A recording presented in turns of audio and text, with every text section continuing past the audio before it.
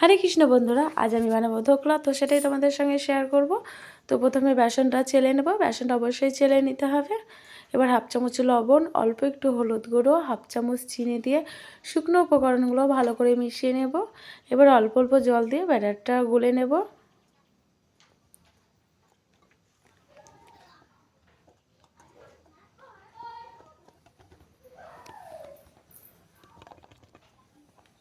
তো ব্যাটারটা গোলা হয়ে গেছে।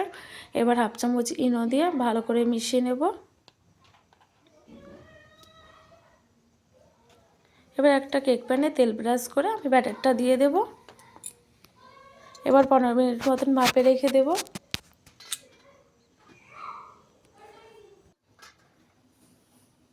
একটা টুথপিক দিয়ে এবার চেক করে নেব।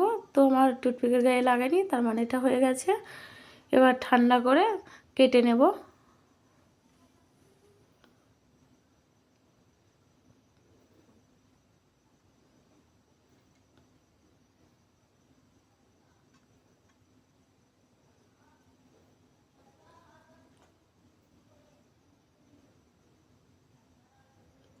একটা কড়াই বসিয়ে অল্প একটু তেল দিয়ে দেব। এবার সর্ষে, কাঁচা লঙ্কা আর কারি পাতা দিয়ে একটু ভেজে নেব।